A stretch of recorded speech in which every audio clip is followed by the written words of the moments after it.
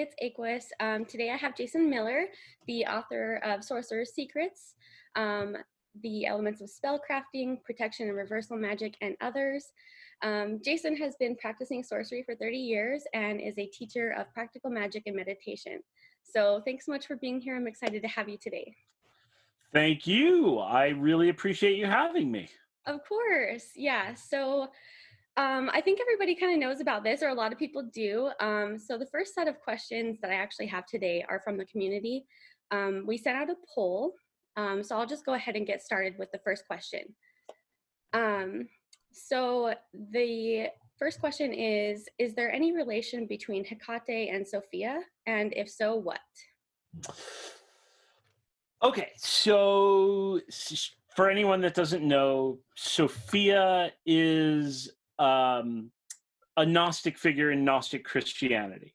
And it's a really good question. It's a really insightful question, whoever asked it, because we have Hekate appearing in the Chaldean oracles, which were written sort of at the tail end of the Gnostic period. So early 4th century, 3rd century, at around the same time that Sophia is being written about by Gnostic Christians. So in Gnostic Christianity, Sophia falls to earth. She's similar to the Shekinah in that way. She's separated from the pleroma, from the Godhead, because of, we sinful humans and our materialistic this, that, and the other thing. So in the Gnostic cosmology, she's sort of trapped. The Chaldean system works a little different. There's a first father and a second father, and then there is Hekate. So one can think about the first father as like the true god of the Gnostics, or the pleroma, or the fully transcendent, beyond material thing. And then you have the second father, which is sort of similar to the demiurge, the trapped in the material, but above everything that you and I would know as the material. But then you have Hekate, who can kind of just traverse the worlds between the first father and the second father, through the Empyrean realms and all the way down. So is there a relationship? I think so. All that said, I think of deities as evolving over time. And Hekate in particular is just a living entity who is always going beyond. Yeah. So I don't look at the Chaldean system and think, oh, that's my system. That's what I'm following. In fact, I don't really follow the sort of layout of emanationist philosophy there. But what I do see is the echo of, say, the Anatolian great goddess reemerging through the Chaldean oracles. Okay. Whereas that might not be as reflected in spells in the papyri, where you're, trying to kill your neighbor, or Defixione tablets where you're trying to break your neighbor's horse's leg or something like that. So all of that is also just as much Hekate, don't get me wrong. But there is sort of a corollary between the two, and I think the thinking of Hekate in the Chaldean oracles is affected by Sophia.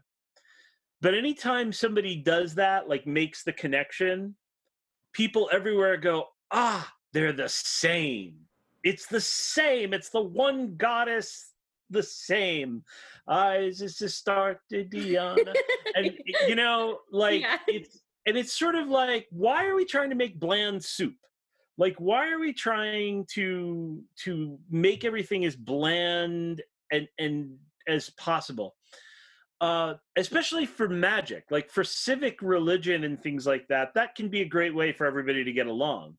But for magicians and sorcerers and witches, all the good stuff is in the details. It's all in it's in what makes the gods and goddesses different, not the same. So, to take it away from Hekate, if we have Curricula, who's sort of this sexy red goddess with a bow and arrow and rope and a hook, kind of a Buddhist bondage chick. And then we have Pombajira, who might appear in red, and we have Babylon, who might appear in red. And so people are like, well, they're reddish and they're sexy, so they're the same, but they're not Yeah, the I see same. that a lot. Yeah, They're not I the see same that all at the time. all. Yeah. You know, thematically, they might be the same, you know, like in the way that, like, I'm a 47-year-old dude with a dad bod. Somebody else is a 47-year-old dude with a dad bod. It doesn't make us the same. It just makes us, you know, similar, but not farts. the same. For sure. Old farts who need more exercise. In that we have in common. It's all right. It's all right. It's fine. Exercise is something we'll talk about later. So it's actually part of one of the questions I have. So. Oh, okay.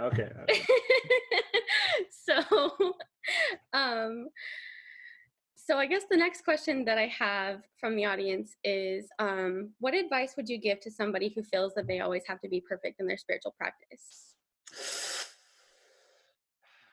You can't be. Yeah.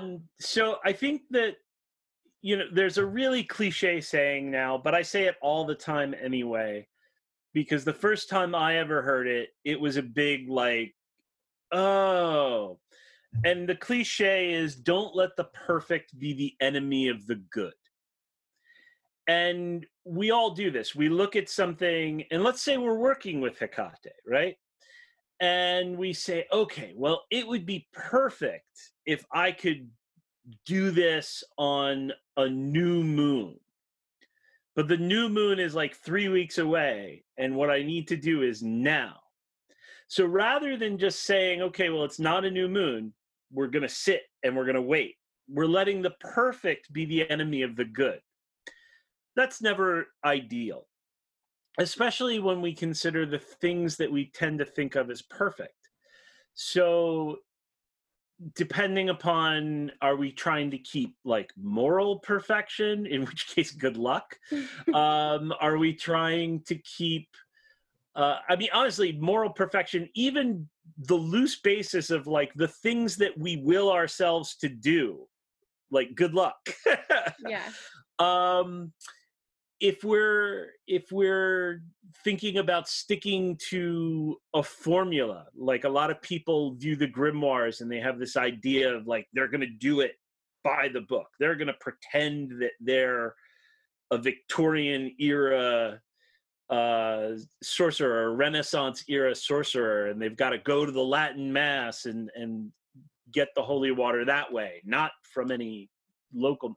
So stuff like that, it often becomes the reason that you can't do something. Well, I set this out for myself to do, and I didn't meet that expectation, so screw it. I'm not going to do it at all. And we do this with everything. We do this with exercise. Right? Yeah. You know, we build up an identity around ourselves as like the person who's going to stick to this diet and do this thing. And the more we build our identity into that, the second we fall from it, the whole thing collapses. Whereas if we just say, okay, we don't let the perfect be the enemy of the good. We keep things in harmony. That's another thing. Keeping your instructions in harmony. There's a great story where Buddha tells, Shariputra asked Buddha, should I keep the meditation instructions like really, really rigidly, or should I allow myself to just be loose with it and kind of trance out and do whatever? And Buddha says, well, you play a stringed instrument. Does it sound best when the strings are like tight as they can possibly be, or when they're as loose as they can possibly be? And Shariputra says, well, no, Buddha, they need to be in harmony, not too loose, not too tight. And he said, that's how you have to keep the meditation instructions. Yeah, that makes perfect sense. I think I've spent way too much time trying to be perfect in my own ritual to a fault. So yeah, that's really good advice. So the next question that came from the audience is an interesting one. Did you do any magic to get famous? Oh, God. Am I famous? Yeah, you're famous in the occult community. They think you're famous. Okay. You know, funny story, actually. The first time my kids ever saw my books on the bookshelf at Barnes and Noble, they were like wrapping their minds around it. And they're like, so is dad famous? And so I sat down and I had a talk with them and I said, no, I'm not famous. Like, we don't get when we go out to eat, we don't get interrupted so that I can sign pictures and things like that. Right. And they're like, no, but you have a book on the shelf. And I'm like, not famous. Like, Yeah, I so swear to it's like God. it's like a caliber Right. that you feel. Okay. 3 hours later, we're at a Toys R Us in Toms River, New Jersey, and I'm walking out, and from the parking lot said, Jason Miller? Excuse me, are you Jason Miller? And my kids are like, you're famous. I was You're like, famous. damn it. It's like, I mean, if you're recognized in public by a stranger, but the answer is you're on the famous spectrum, okay? oh, You might God. not be Beyonce, but hey, Right. knows. I can be like, if Kathy Griffith said she was a D-list celebrity, I'm like I don't know, Q-list celebrity. Oh my gosh. Okay. So let's down here on the Q list. I didn't do any magic to become famous, for sure. The magic that I do to support my business is essentially to find people that would like the stuff I do rather than to get people to like the stuff I do. Yeah, that makes You know what sense. I mean? Like, yeah. I want to find the people that already would be into it as opposed to the other way around. So maybe that could be considered. Yeah, I think that's a good way to become. look at it too. Just so, like, if you're someone who was interested in doing that, Right. that's where I would start too. But I don't, I don't really have any reason to do that right now. So. And then I guess because I make my living doing this, any kind of business magic of like, oh, I'd like to increase my income 30% next year, more or less has to result in more clients, customers, more exposure, more people reading. So, yeah, of course. So that can all work. Yeah. So yes and no. Yes and no. I'll take it. But ultimately, I don't view myself as famous or a public figure or anything like that. That's kind of... I think it's nice to stay humble anyways, just because it keeps you like chasing something anyways. So I don't know. That's just what I would do. Probably try to anyways. So the next question, I kind of know the answer to, but this person may not have, and people might be interested to hear. So have you done ceremonial magic, and then why do you choose sorcery instead? I've done a lot of ceremonial magic, and I've done a lot of witchcraft and tantra and a whole bunch of other stuff. I didn't choose sorcery because sorcery is not really a cohesive system to choose. Yeah. I picked sorcery as sort of the self-descriptor because for two reasons. One, I was sort of in this no man's land between witchcraft / folk magician and ceremonial magician, but also with a background in Himalayan magic where there's not really any conflict between ceremonial magic and hedge magic. So it's all just kind of comes together. So I have that mindset towards magic. And right from an early age, I was bouncing back and forth between ceremonial magic and hoodoo when I was still in high school, you know, and combining these things together. So it was never a thing for me to choose one over the other. But then as it became a thing, people were like walking one path versus the other. I said, fine, then I'm a sorcerer. I'm not one or the other. But the other thing is that a witch, you can call yourself a witch and never actually do magic, like practical magic, spells for stuff, because witchcraft is a religion for some. So there are witches who may not even believe in sorcery. And the same thing is true of ceremonial magicians. I know a ton of ceremonial magicians who've never done any practical magic for money or sex, or money and sex are just always on my brain, but you know, or a court case or anything like that. So they've never done any of that kind of magic. It's always been, you know, I'm going to go to the eighth sphere and talk with Ratziel and about the nature of the cosmos.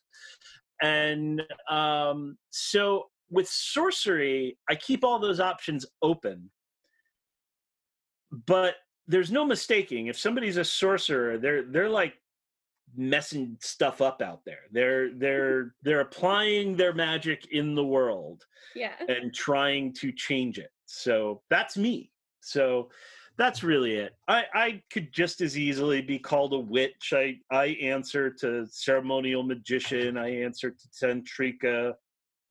yeah. I feel like I have a little bit of everything too. So I don't know. I haven't like landed on anything official, but you know, I say amalgamation a lot. Seems to fit like what I fit into. There you go. So Be a sorceress. Be a sorceress. Oh, Use that's whatever the hell you I want can it be a to. sorceress. I just am trying to never say the wrong word because I'm like, I don't know, man. I'm whatever. They'll So get you if you say the wrong word. I know. So the next question I have is, what are a few ways to develop one's psychic capabilities, such as scrying? Wow. There are a lot of good ones. My friend Matt Arn wrote a great book on the psychic witch, which is, I think, doing very, very well now. So I think there's a lot of people following his programs. Ivo Dominguez has great programs. For me, the best ways to do it is a combination of really two things. I place a heavy emphasis on meditation.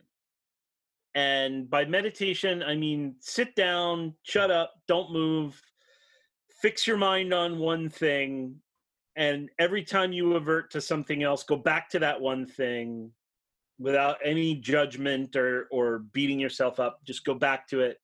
Keep your mind focused on that thing. And then eventually you don't even need to focus your mind on that thing. You move from meditation to contemplation, as both Namkhai Norbu and Teresa of Avila would say, where you move into sort of an effortless state of clarity. And it's in that state that a lot of psychic impressions can come. So the first key would be stillness. Learn what the texture of your own mind feels like. Because otherwise, if you're trying to read something, if you're trying to hear a spirit, you won't know unless you are familiar with what is and is not normal in your own brain. The other practice is inner heat practice. So this is, there's different levels that you could do. So in the Sorcerer's Secrets, I wrote an exercise called Pillar and Spheres, which arranges the elements on the central channel of the body. And the whole idea of Pillar and Spheres is that it causes an alchemical reaction amongst the elements, where Earth is at the base, so it's down like, just below your junk. And that gets consumed by fire, which is just below the navel, which then heats up water, which is at the heart, which then releases the hot, humid air into the throat, which melts the wisdom drop at the crown of space, spirit, whatever you want to call it. That's sort of a ritualized version and a meditative version. It's kind of a prep for real inner heat work, which would involve a lot of breath work and some more intense visualizations, a lot of pressure holding. So you're actually breathing in, holding pressure, you're lifting the pelvic floor, you're swallowing, you're moving your stomach in to create physical heat. This is what Tibetans call tumo. and it's been studied at universities. People raise their body temperature, high enough to melt snow around them, I've heard of dry that before. towels, that kind of thing. So I've done a lot of that training, and that is the first of what Tibetans call the 6 yogas, whether it's Nguma's 6 yogas or Naropa's 6 yogas, or any other system where these psychic powers start to come. The root of it is always this inner heat. Even if it's dream yoga, first you do this inner heat practice, because, man, it really excites things. A system like Qigong works with the same forces, but works with them very differently. So instead of concentrating it all in the center of the body, filters it around the body. So there's a lot of different ways. So people working with the subtle body, working with stillness, working with different ways to play with vision, these are great ways to develop psychic abilities. That's more ways than I even knew existed. Because I haven't tried a ton yet, but I've definitely been doing like your Take Back Your Mind course. And I just really struggle with meditation. Like, it's the hardest. I'm working on it, but yeah, so I guess my psychic abilities are not quite there yet. And I'm sure a lot of people in the audience are in that same boat. So yeah, those are a lot of really good suggestions I'd never even heard of. So, and the other thing is, you can give yourself over a little bit. There is this sort of dichotomy that you have to work between yielding to fantasy and imagination, where you let it run wild for a little bit, where you don't judge, like, well, is this just me fantasizing, or is this, let it go for the duration of whatever happens, right? And then when you're done, that's when you can throw it under the microscope and say, okay, was this useful? Like, even if it was a real psychic insight, was it useful? Did it tell me anything I didn't already know? Did it teach me anything that's actionable that I can actually start to work with and test? If not, then, okay, it was cool, neat thing, weird stuff that happens. But when you start applying that letting myself yield to the experience, because like a lot of people are interested in astral projection, right? But what's the first thing they do? They're laying in their bed, they think they're astral projecting, and then they think, well, can I still feel my body? And then, of course, they're like, no, I'm not astral projecting because I can still feel my body. Well, guess what? If you're not dead, you can probably still feel your body if you think of it. yeah. So you have to be really, really deep into it to actually have to worry about getting back into your body. But people think it's like a movie, like you're separated and then all of a sudden, you can't feel your body at all. So you yield to the experience a little bit. You give yourself over to whatever is happening.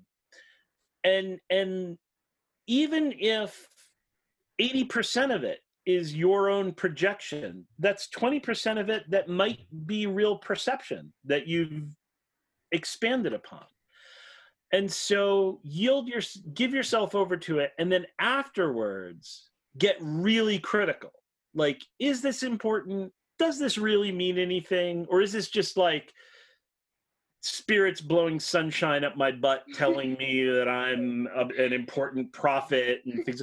Like, I have literally taken like 30 pages of like Enochian prophecy crap and thrown it out, because I'm just like, even if this is true, there's nothing anyone can do about it anyway, so off we go. Like, yeah, that's actually it's interesting that you mentioned that, because I think when I first started meditating, I got like a vision sort of situation, and I like didn't trust it because it seemed super weird, and I was like, should I be going with this? This seems like really strange. And because I didn't understand it, and so I like wrote it in my journal and kind of ignored it. But then it actually became relevant 3 weeks later, and I was like, okay, so that really weird thing had some significance, but it was like a message I had to decode. So but I still struggle to like let go and just sort of let it happen. So Yeah, that was helpful for even me. So It's a thanks for that. process. It's a process. So the next question I have from the audience is, how and why did you become a wandering bishop?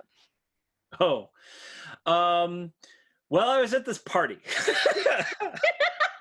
That's the best way to start it. It's not even untrue. I was at this party, an after party of the Crucible, which was an event that used to be held in New Jersey, and Bishop Sean White, who was ordained bishop by a few other people, and I've written online the names of apostolic succession and so on. So he was offering to take anyone back to the hotel and set up to ordain priests. So I was like, awesome, I want to be a priest. So I went and got priested, consecrated as a priest. And then the following day, which was a Sunday, I asked a friend for, I think it was the Herard Mass, a short version. And wow, I could feel that there was something, very tangible to this apostolic succession, this power. And I was interested in the idea of the sort of clerical underworld of priests practicing magic and applying sacramental powers to magic. When you think about sacramental powers and the things that a priest does, think about, what does a priest do at a funeral? Commits the soul to go to heaven, or, but if you're telling a soul where it can go, well, then you can bring a soul up using the same power. If you can exorcise, but adjuring by oath, saying, get out of her, and off the demon goes. Well, it's the same process for evocation. So I became fascinated by that, and I worked with it, and then I contacted Sean directly, and I said, listen, I'd like to actually take this further, become bishop. So then we set up a time to do a more elaborate consecration as a bishop. So the idea of a wandering bishop is that the apostolic succession goes from person to person and is valid no matter what. So it doesn't have to be licit with the church, as they say, which would mean that you're following all the laws of the church, that you're in communion with the Holy See or whatever other church you're into. But there are these individual apostolic lines where you have a system of person to person laying hands that goes all the way back to St. Peter. And so I thought that was worth doing, because Christianity is a huge part of the Western magical tradition, and part of my own spiritual makeup for sure. So that's why I did it. That is a way cooler story than I expected when you started with, it was from a party. So yeah, I was like, oh, okay, this is gonna be cool. But yeah, that's really cool. So definitely love that story. So the next question is, what are three key qualities that a good sorcerer has? 3 key qualities that a good sorcerer or sorceress or sorcerix has. Coined it, sorcerix. Sorcerix. We've got all the words now. Right there, we have all the words. And yeah, I mean that seriously.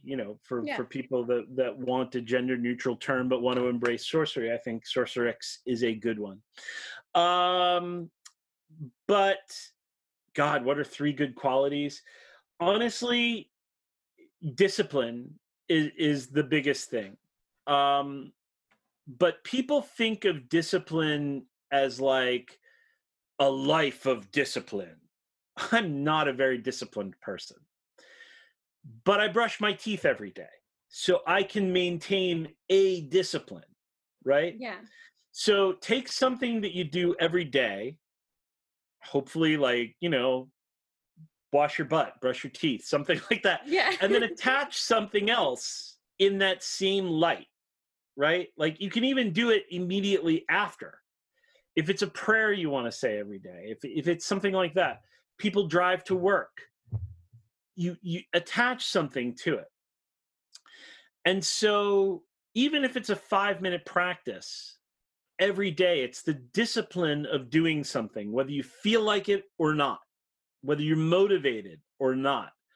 Jocko Willink is always says motivation comes and goes. Discipline is like, no matter what's happening, this is it, right? Yeah. Like, right now, I'm allegedly a professional. I've got interview face on. But as you know, I was on my way to the hospital right before because I cut my finger. Yeah. So it's just like, my finger hurts. But discipline. This is what we do. We keep it. So discipline is probably the biggest single thing. The next thing is this is going to sound weird, but the ability to limit magical thinking, right? Like, the ability to incorporate magic into our lives, but not run away with magical thinking, that everything happens for a reason and everything is connected to the last piece of magic I did.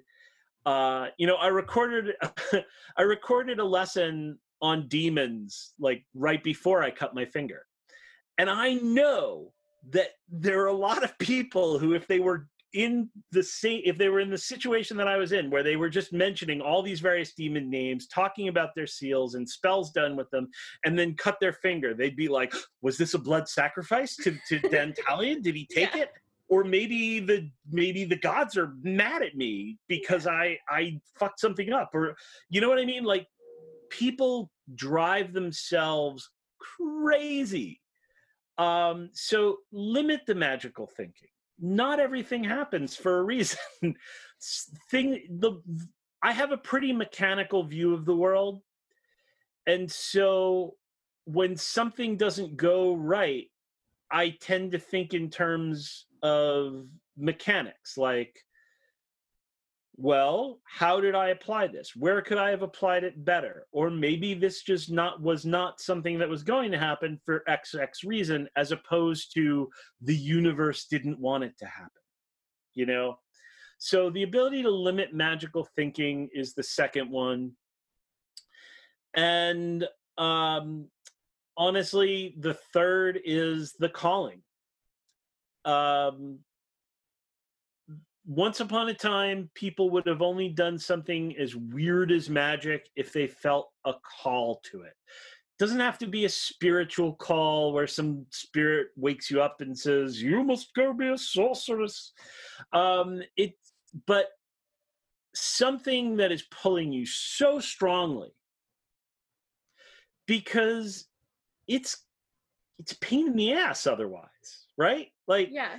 You've got a life where, unless you become a renunciate, you have everything that everyone else has in their life. You have friends and lovers and family and everything else.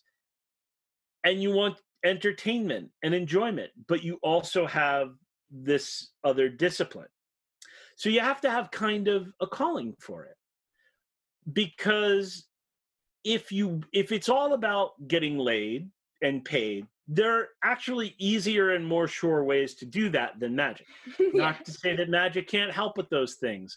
God knows it does. But it's, if you really wanted it, then there are disciplines in those areas that'll probably get you even further. There's a call to magic, to mystery, to using sorcery as a way to relate to the world, that if you don't have that magic shaped hole, I don't know if it's worth it. Yeah, I totally agree, because I know people, like, I think I made the mistake when I first realized that magic was real of like assuming that if everybody knew about magic, they would want to do it, and they don't. So I was like, okay, well, you guys are missing out. I'll just be over here doing my thing, and you guys can just do your thing still. Like, so yeah, it's definitely a calling for sure. So the next question I have for you is an interesting one because it's kind of been a topic that's been all over social media lately. So I see why this came up. Um, why do you think so many occultists have a hard time applying common sense to conspiracy theories? Oh, again, limiting magical thinking. Yeah, I was gonna say that too. You know, that does, it ties right into it. You know, to get involved in magic, you have to be open to the idea that there is more to life than what you have been told and more than what you know. And if you're not, so if you're open to that idea, then you can open up so widely that your brain falls out. Yeah. You can then say, well, I believe in magic and people tell me that's wacky. So this other person who believes that lizard people control the world, well, I think that's wacky, but who am I to judge? And I think that's a bad attitude. So I think that because we're involved in something that is more subtle than a normal discipline, because we're involved in this way in which we've kind of said, well, all of you guys think reality is this way, but I think reality is slightly different in this way. I think it actually puts more, not pressure, but more onus, more responsibility on us to kind of think critically about things like conspiracies. It's sort of like when people look at, I don't know, a mainstream media outlet who prints a retraction, right? And they say, oh, well, CNN got this wrong. So if they can get that wrong, then anything can be true, which means that what this, whack job propaganda site is saying probably is true, Yeah. right? Yeah. There's just several leaps in logic. Because the one thing that nobody seems to want to do is say, I don't know, is to exercise any kind of humility. Especially in America, we have this idea, like it's actually been said to me as a kid, like, well, you should have an opinion. You should have why should I have an opinion? Yeah. If I don't know anything about it, why should I have an opinion about it? I think I should not have an opinion about it if I'm ignorant about it. And if I don't care enough to learn about it, then I should not be weighing in on it. But that's what we do. So, it just goes part and parcel with I'm open to things being different than what people say. And then there's it can be very, very different than what people say. So Yeah. I wasn't super into conspiracy theories before the occult. I'm still really not, but it's like I said, it's a hot topic. So yeah, I definitely see why it came up. And of course, when we're going through something like what we're going through now, it's people are looking for answers, they're looking for comfort, and they're looking to hold people responsible. So yeah, times are crazy natural. for sure. So the next question, I guess, is kind of perfect to lead into that. Where would you like to see magic in 20 years from now?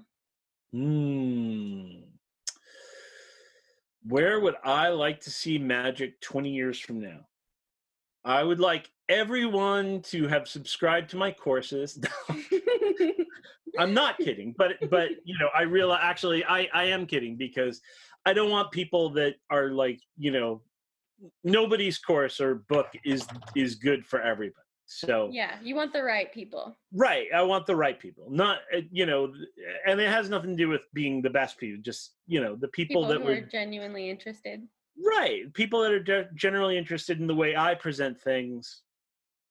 Uh, Perfectly good people might not like that, although I have no idea why. Yeah. Yeah. I mean, I haven't actually taken your Sorcery of Hekate class, but I hear a lot of good things about it. So I feel so bad about that. But, there's Don't feel always bad time. about it. You get to it if you get to it, and if Yeah. not, no worries. Yeah. So where do I want to see Magic in 20 years? I want to see the push and pull between the new and the old just kind of go away and get resolved. We seem to run to these extremes all the time where it's either wild eclecticism to the point that it's silly, where I'm combining things into my own personal religion that I just read about last week. Yeah. And then on the other hand, you've got, well, you can't touch that or think about it or mention the name unless you have years of training. Most of which winds up not being true at all. So there's that. There's also the, oh, this is new and cutting edge, and this is how we're thinking about things now, versus, no, we should go back to the old way of thinking and dig into, go back. The good stuff is in the back, where if you can argue that a deity was seen one way before they were seen another way, then the assumption is however they were seen earliest is truest. I don't have that assumption. I don't necessarily assume the way they're seen newest is truest either. So I'd like to see these kinds of extremes that we run to get resolved, or at least people stop jumping to these kind of wild extremes. Yeah, for sure. I've been caught in the middle of both of them all the time because I'm still figuring it out. So yeah, I would like to see that myself. I don't. On the one hand, I do envy you, a person your age, getting started recently, because you have so much better source materials than I had back in the 80s. You have instant online community that I had to basically hang out at a cult store for weeks on end.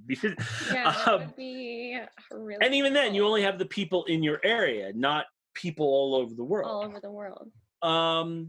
But on the other hand, having a limited amount of people and who have to deal with each other face to face and don't have the anonymity of the internet, that I don't envy at all, because it cultivates the running to extremes. It cultivates the people who think one way are going to all gather in this group, and we're going to slowly reaffirm that we're all correct until we literally drive each other crazy into an insane extreme point of view. So yeah. I've seen the extreme point of views in certain parts of the community for sure. I don't miss that aspect. I'm glad I missed out on that aspect. But I wish I had good translations of the Grimoire Verum and stuff like that. So yeah, I mean, honestly, I feel so lucky, and I am so sorry you guys had to work so hard. But thanks for working hard. Like, if you guys didn't, like, serious, then where would I even be? So, for real. So, I guess the rest of the questions we have for the interview are from me. So this one is, how important is it to focus on inner work as part of your magical practice? define inner work. Like, focusing on your emotions and how it's impacting the way you're making decisions with your magic. So there's two answers here. The first is, how important is it in terms of you being able to do effective magic and spell work? It's not. people that are complete raging maniacs who have no sense of inner self-control can do magic. Sometimes do it accidentally. So it's not important in terms of being able to cast a spell, being able to read psychically. In fact, some of the most psychic people I've ever met have had deep emotional trouble that they never seem to work through. Now, how important do I think it is as a human being who wants to incorporate magic? I think it's very important, because psychic abilities can exacerbate some of these things. We can enter into rituals and expose ourselves to forces that can turn the volume up on everything, right? Inner heat, inner fire practice. It turns the volume up on everything. Good stuff, bad stuff. So without some way of navigating the emotional, navigating the inner landscape, these things can really run away with us and ruin our lives in really serious ways. And it doesn't have to be like a demon doing it. We can do it ourselves. Yeah.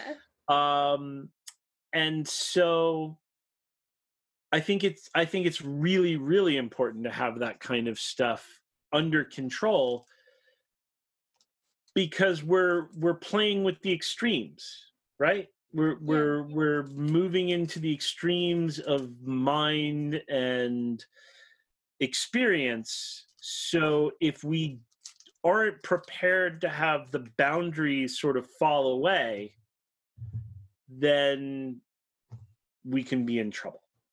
Yeah, that's why I ask, because I think I noticed that as soon as I started doing magic. And so I was like, oh, okay. So yeah, it's just something that I personally had to start doing. And I was like, wondering if that's something that you were a fan of yourself. So Big fan of inner work. And that is also when, you start to that's where strategic sorcery starts to come in, where you start to see what really does require sorcery and what might just require a more strategic approach, or with a strategic application of sorcery. So this is where, someone who can look at life that way might think, oh, well, I can make this small change in myself and have a better relationship or get promoted at work, as opposed to summoning the Archduke of Hell to make this happen. Yeah. Like. Yeah. Yeah, for sure. Yeah. So my next question is back to the fitness thing. I finally got around to it. So can bettering your health actually improve your magic, do you think? Yes, it can. In so many ways. Now, again, we have to kind of, just like in the last question, where I have to kind of acknowledge, look, there are people who do magic without having emotional stability. Yeah. And there are people who do magic and meditation who are really unhealthy. The greatest wizard I've ever encountered in my life had problems with alcohol. I've met other incredible meditation masters who let their bodies just completely go. I'm, a good amount overweight, but healthy. I get checkups. I do exercise regularly, a few times a day. So, I do keep after health. But yeah, if you want to live a long time, and if you want to be emotionally well, the physical health ties right into the inner work. then the physical health has to tie into it. It's important to be healthy. If you want to do a ritual that requires you to stand for a good amount of time, or for that matter, to sit in siddhasana for a few hours, you have to be able to do that. Now, that's not to say that concessions can't be made, but with every concession comes a change. So I think physical health is really important. It's been the weak point in my own personal journey, but that doesn't make it not important. Yeah, so it's not necessary or required, but you can benefit from it still. So yeah. Yeah, it's not necessary nothing is necessary. Yeah. But yeah. it's an important thing that shouldn't be underplayed. And unfortunately, it's one of the things that the community is, I would say, more lax than the median of society in. Yeah. And I'm that's more lax. upsetting. But I would like to be less lax about it though. So that's definitely why I asked, because I was like, well, if this could be something I could turn into a benefit for my magic, it's like a win-win situation. So I don't know, seemed like a good idea. It So is.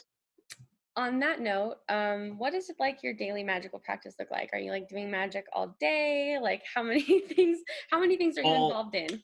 All day, every day. My kids don't even know what I look like anymore. I just stay locked up in this room, bouncing altar to altar to altar. No, so, every day there's meditation. Every day there's offerings. Every day there's internal energy work. And every day there's devotional work. So those 4 categories get hit every day, but they don't get hit in every system that I've ever encountered or work with every day. So for instance, I'm involved in the Cyprianic current, that sort of Christio-Luciferian blend. And I can hit all 4 of those within that framework. Or if I'm deeply involved in furthering the Hekate arcana, I can set the Cyprian stuff aside and say, every day I'm gonna say a prayer and light a candle and make an offering. But for the most part, the bulk of my work right now is going to be on Hekate or Vajrakalaya or Buddhism or something. So it's not so much about maxing out like every tradition and every path I've ever encountered every day.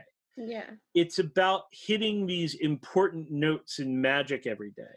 And then of course the spell work and the rituals that are beyond the sort of the regular stuff, the daily stuff that you do. And that can drastically alter. So if you're involved in something deep and long term, like trying to find the knowledge and conversation of the holy guardian angel, or get a yogic response from Vajrakalaya, or just spending a few months exploring the mysticism of Mary, then that's going to start to occupy blocks of time, hours, where then I have to say, okay, well, I'm not writing as many blog posts or things like that. If you're doing client work for people, that has to take a good chunk of time. I don't really do client work for people anymore, except for a small circle of people and a few companies. But other than that, I stopped doing client work for people. So it doesn't change day to day wildly, but it can change month to month drastically. But yeah. I mean, But that's it's, actually really good to know, because I've found myself, as I've progressed, adding more and more to my daily practice. And sometimes I'm like, do I have to do all of this? Is all of this necessary? So like the balance is kind of tricky. So yeah, I'm definitely appreciative that you mentioned that it's sort of flexible over time. Cause yeah, it's easy to feel like you have to like do everything that you've committed to always. So you know, and that's the thing. It one of the things about having the massive amount of information that you have that I didn't have is, we only had a few books. yeah, yeah, So yeah, I mean, there were more books out there, but we didn't even have a Barnes and Noble. We had like the shitty bookstore at the mall. So yeah, you got, you got yeah, the that's 21 right. Lessons of Merlin, and even though it's a crappy book, that's what you have. Or I was very lucky that I found Mastering Witchcraft and things like that. But you got like people today can just kind of bounce from one thing to another and set it on their practice, and pretty soon they have more to do during a day than they can possibly do. So whittle it down to just the important things and figure out not so much this spirit, that spirit, etc., but what are the important things that I want to accomplish magically every day, and then what's the current that I'm involved in deeply. Yeah. Now, I mean, I've been doing this for 30 years, so my learning periods for mostly everything that I'm involved in are behind me. I'm not looking for new systems or anything like So that. it kind of like slowed down, and you just know what you know, and you, Well, I deepen my knowledge of each of those systems. yeah. And I learn about new systems all the time, but it takes something very special to kind of be like, okay, now we're going to add something else into this mix.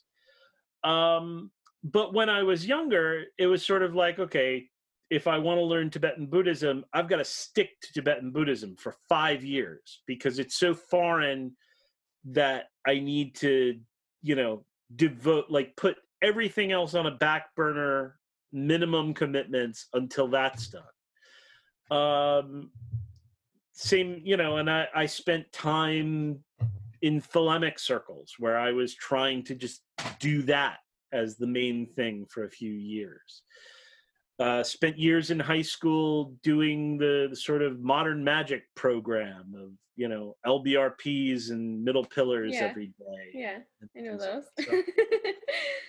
so there's a certain level of stick to a thing for a good amount of time until you have accomplished something in the thing that I think is appropriate in the first decade or two. And then you can Decade. kind of relax. Okay. I have a ways to go then.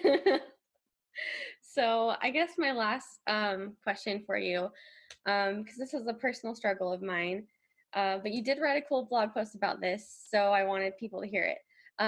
Why do you think it's important to do magic even if you don't feel like it? Oh, goodness. Um, it goes back to the discipline thing. It goes back to, if you're committed to this thing, then you're committed to do it, even if you don't feel like it. This is doubly true for offerings. Like if you're doing something like inner heat practice, then if you don't do it, okay, you didn't do it. But I have had students, when I ask about their offerings, they'll be like, well, I haven't really felt like getting into the headspace to do offerings. Yeah. And I'm like, what headspace? Like, it's not for you. It's for the spirits that you're dealing with, the local spirits, the gods, the allies, the what I classify into 4 categorizations of guests. I'm like, did you feed your cat? Or are you like, well, I don't feel like petting the cat and chilling out and playing, so I'm not going to feed it either. Like, Of course not. You fed the cat. So if you don't, if you make offerings outside every day, you pour a little alcohol or tea on the ground and you light some incense every day, even if you don't say the full ritual, do an abbreviated form of it, light the incense, dump the libation and be like, look, guys, I'm sick. Take your offering. But I'm here. I'm showing up. And then the other thing is that doing the thing like this, you don't have to be in the mood to do the thing. Doing the thing can put you in the mood. Yeah. To that came off a lot dirtier than I meant it. But like just do the thing. Come on, you'll get into it sooner or later. But you do the thing, and then at the end you're like, actually that really cleared up everything I felt about it. You ever go to the gym when you don't feel like going to the gym? By the time you're done at the gym, you're like, I'm so glad I went. I turned my whole day around. Yeah. Sitting down to meditate, you don't feel like meditating. 20 minutes later, you're like, I'm so glad I did that. I feel like I just got out of a bath, like totally refreshed. So those are all reasons that discipline trumps what you feel like. Yeah. Well, I definitely agree. So I guess that was my last question, but you had amazing things to say today. So thank you so much for being here. And I can't wait to post this. Well, good questions from you. Good questions from the community. Thank you, everyone. And thank you for having me.